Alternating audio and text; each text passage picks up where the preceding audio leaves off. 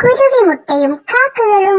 ഒരു ദിവസം കാലുകാക്ക ഒരു മരത്തിനിടയിൽ ഒളിച്ചിരുന്ന് കിളിയുടെ വീടിനകത്ത് നോക്കുകയായിരുന്നു. മിട്ടു, എനിക്ക് വളരെ ദാഹിക്കുന്നു, ഞാന് ആ നദിയുടെ കരയിൽ പോയി വെള്ളം കുടിച്ചിട്ട് വരാം. നിൽക്കുമോളെ, എനിക്ക് വളരെയധികം വിശക്കുന്നു, നമുക്ക് എന്തെങ്കിലും പഴം കഴിച്ചിട്ട് കുറച്ച് വെള്ളം കുടിച്ചിട്ട് വരാം. അതും പറഞ്ഞ് രണ്ട് പറവകളും സംസാരിച്ചുകൊണ്ട് നദിക്കര നോക്കി പറന്നുപോയി. ആ പക്ഷികൾ തിരിച്ചു വരുന്നതിന് മുമ്പ് 2 മുട്ടകളും എന്റെ വീട്ടിലേക്ക് കൊണ്ടുപോവാം. ഈ മുട്ട കണ്ടാൽ എന്റെ റാണി വളരെയധികം സന്തോഷിക്കും.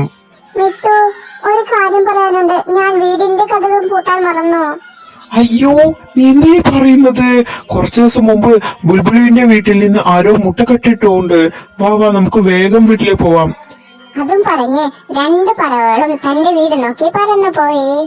ഏയ് കാലു, നീ ഇവിടെ എന്താ ചെയ്യുന്നേ? മിട്ടു, അതൊന്നുമില്ല, നിന്റെ വീട്ടില് പച്ചമുളക് ഉണ്ടോ ചോദിക്കാനാ വന്നത്. അല്ല അല്ല, ഇത് കള്ളം തന്നെയാ പറയുന്നത്. നീ എന്റെ മുട്ട മോഷ്ടിക്കാനല്ലേ വന്നത്? അയ്യോ ചൂട്ടി, നീ എന്തായി പറയുന്നത്? എനിക്ക് മുട്ട കഴിക്കാനുള്ള ശീലമില്ല. ശരി, ഞാനിപ്പോ പോവാണ്, എന്റെ വീട്ടിൽ എനിക്ക് കുറച്ച് പണിയുണ്ട്. അതും പറഞ്ഞ് കാലുകാക്ക അവിടെ നിന്നും പറന്നുപോയി. അതെ കാലു, എന്താ ഇന്ന് ആംബ്ലേറ്റ് ഉണ്ടാക്കാന്ന് പറഞ്ഞിട്ട് ഇപ്പൊ ഇവിടെ കിടന്നിരിക്കുന്നത്? മുട്ട എവിടെ? അതെ റാണി, ഞാൻ മുട്ട എടുക്കാൻ പോയപ്പോഴേക്ക് ആ കിളികൾ തിരികെ വീട്ടിലേക്ക് വന്നു. എന്തോ ഭാഗ്യത്തിൽ ഞാൻ എന്തൊക്കെയോ പറഞ്ഞ് അവിടെ നിന്ന് രക്ഷപ്പെട്ടു. റാണി, ഇനി കുറച്ച് ദിവസത്തേക്ക് നമ്മള് മുട്ട മോഷ്ടിക്കാതിരിക്കുന്നതാ നല്ലത്. മറ്റുള്ളവരൊക്കെ ഒന്ന് ചേർന്ന് നമുക്ക് എതിരായി എപ്പോ വരും എന്ന് നമുക്ക് പറയാൻ പറ്റില്ല. നിങ്ങൾ പറഞ്ഞത് ശരിയാ, ആ കിളികൾക്ക് നമ്മുടെ മേലില് ഉറപ്പായിട്ടും സംശയം വരും. അങ്ങനെ കുറച്ചു ദിവസങ്ങൾ കഴിഞ്ഞു പോയി. മീൻകുരുവി തന്റെ വീട്ടിലിരുന്ന ഒരു മുട്ടയെ വളരെ സൂക്ഷിച്ചു കൊണ്ടുവന്നിരുന്നു. എനിക്ക് വളരെ വിശക്കുന്നു, ഞാന് ഭക്ഷണം കഴിച്ച് 3 ദിവസമായി, ഇനിയും കഴിക്കാതിരുന്നാല് എന്റെ മുട്ട എനിക്ക് ആക്കാൻ എനിക്ക് പറ്റില്ല. അതും പറഞ്ഞ് മീൻകുരുവി ഭക്ഷണം തേടി പറന്നുപോയി. ധാന്യങ്ങൾ കഴിച്ച് വായൊക്കെ മരവിച്ചു. എന്തായാലും ശരി, ഇന്ന് ഞാൻ ആംബ്ലേറ്റ് വേണം. റാണി, ഞാൻ വേണമെങ്കിൽ കുറച്ച് ഉള്ളി കട്ട് ചെയ്ത് വെക്കാം, നീ പോയി മുട്ട എടുത്തു. ശരി കാലു, ഞാൻ തന്നെ പോവാം. റാണി, അതോടൊപ്പം കുറച്ച് മുളകും എടുത്തിട്ട് വാ, വീട്ടിൽ മുളകില്ല. അതും പറഞ്ഞ് റാണി കാക്ക മുട്ട മോഷ്ടിക്കാൻ വേണ്ടി പറന്നുപോയി. ആ സമയത്ത് മീനുകുരുവി ഭക്ഷണം തേടി പറന്നു പോകുന്നത് റാണിക്കാക്ക കണ്ടു. ഉടനെ റാണിക്കാക്ക മീനുയുടെ വീടിനകത്ത് പോയി കയറി. ഹായ്, ഇന്ന് എന്റെ അടിപൊളി ദിവസം തന്നെ, വേഗം ഈ മുട്ട കട്ട് ആംബ്ലേറ്റ് ഉണ്ടാക്കി കഴിക്കണം. അതും പറഞ്ഞ് റാണിക്കാക്ക ആ മുട്ടയും എടുത്ത് പറന്നുപോയി. അങ്ങനെ പോകുമ്പോൾ റാണിക്കാക്ക മുളക് മോഷ്ടിക്കാൻ വേണ്ടി പ്രാവിന്റെ തോട്ടത്തിൽ വന്നു. ആ സമയത്ത് പ്രാവ് തന്റെ തോട്ടത്തിലേക്ക് വെള്ളം ഒഴിക്കാൻ വന്നു. ഏയ് റാണി, നീ എന്താ എന്റെ തോട്ടത്തില്? പ്രാവി, ഒന്നുമില്ല, നിന്നോട് ഇച്ചിരി മുളക് ചോദിക്കാൻ വേണ്ടി വന്നതാ. പക്ഷെ നിങ്ങളെ തോട്ടത്തിൽ നിങ്ങൾ ഉണ്ടായിട്ടില്ല. ആഹാ, നിനക്ക് എന്തിനാ ഇപ്പൊ മുളക്? അതോ, ഞങ്ങളുടെ വീട്ടിലേക്ക് പെട്ടെന്ന് കുറെ വിരുന്നുകാർ വന്നു. അവർക്ക് ആംബ്ലേറ്റ് ഉണ്ടാക്കാൻ വേണ്ടിട്ടാ ഞാന് വ്യവസായിയുടെ വീട്ടിൽ നിന്ന് ഈ കോഴിമുട്ട വാങ്ങിച്ചു വന്നത്. ആഹാ, അങ്ങനെയാണോ? എന്നാ കാശ് നാളെ തന്നാ മതി. അങ്ങനെ റാണി കാക്ക വളരെ സന്തോഷത്തോടെ തന്റെ വീട് നോക്കി പറന്നുപോയി. ഏയ് കാലു, എന്തിനാ നീ ഇപ്പൊ കരയുന്നേ? ഞാൻ കരയുന്നൊന്നല്ല, ഈ ഉള്ളി മുറിച്ചതിൻ്റെത് കണ്ണിൽ നിന്ന് വെള്ളം വന്നത്. ഓ അല്ല, നീ എന്താ ഇത്ര സമയം കഴിഞ്ഞത്? നിന്നെ കാണാത്തപ്പോൾ നീ എവിടെയെങ്കിലും പിടിച്ചോന്ന് പേടിച്ചു ഞാൻ. അത് ഞാൻ പ്രാവിന്റെ മുളക് മോഷ്ടിക്കുന്ന സമയത്ത് പെട്ടെന്ന് അവൻ കയറി വന്നു.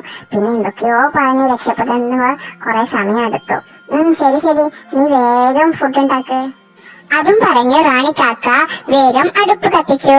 ആ സമയത്ത് ആ മുട്ടയെ പെട്ടെന്ന് അനങ്ങാൻ തുടങ്ങി. അയ്യോ അയ്യോ റാണി, ഇവിടെ നോക്കി, മുട്ട അടയുന്നു, ഇതിൽ നിന്ന് കുഞ്ഞു വിരിഞ്ഞു വരും തോന്നുന്നു. കുറച്ചു സമയത്തിനുള്ളിൽ മീനുകുരുവിയുടെ മുട്ട വിരിഞ്ഞ് കുഞ്ഞ് പുറത്തു വന്നു. പക്ഷേ നിങ്ങളോട് 2 പേരോടും ഞാൻ സംസാരിക്കില്ല. എത്ര സമയമായി ഞാൻ മുട്ടേനെ പുറത്തു വരാൻ കഷ്ടപ്പെടുന്നു, നിങ്ങൾക്ക് ഒരു സഹായം ചെയ്തില്ല. നല്ല മണം വരുന്നു. അമ്മേ അമ്മേ, ഇന്ന് എന്തൊക്കെയാ ഉണ്ടാക്കിയിട്ടുള്ളത്? അയ്യോ കാലു, നമ്മുടെ ആശയൊക്കെ വേസ്റ്റായി. ഇനി നമ്മൾ ഈ കുഞ്ഞിനെ വെച്ച് എന്താ ചെയ്യാ? ശരി, അത് പോട്ടെ, ആംബ്ലേറ്റ് കഴിക്കണം എന്നുള്ള ആഗ്രഹം നമുക്ക് മറക്കാം.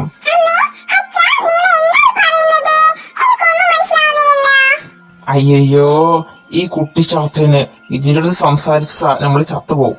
അതും പറഞ്ഞ് 2 കാക്കകളും അവിടെ നിന്ന് പറന്നുപോയി.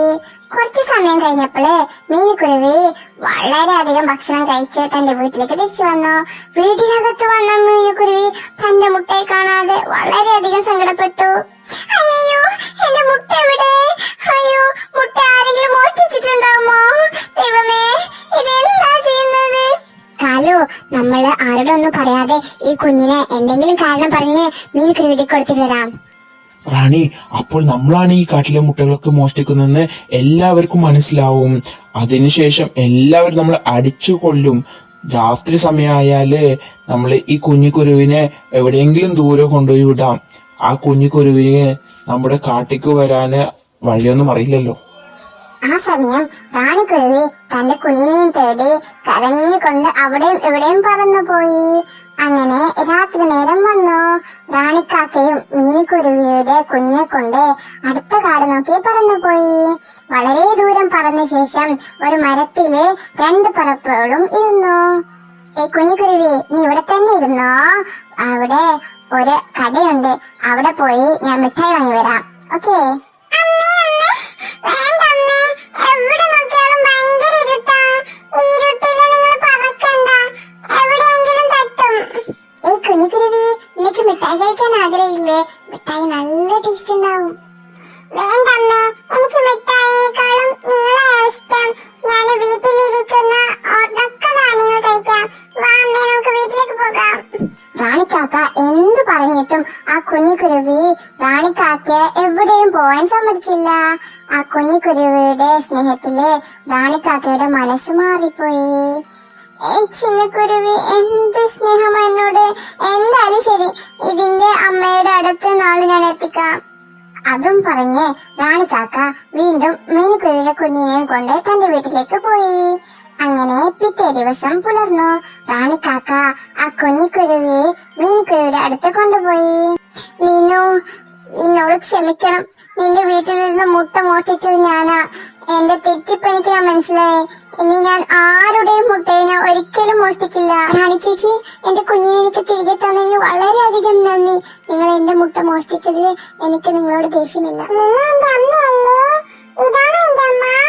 അങ്ങനെ ആ കുഞ്ഞിക്കുരുവി പറഞ്ഞതും എല്ലാ പറവകളും ചിരിക്കാൻ തുടങ്ങി. മക്കളെ, ഈ കഥയിൽ നിന്ന് നമ്മൾ എന്താ മനസ്സിലാക്കുന്നത്?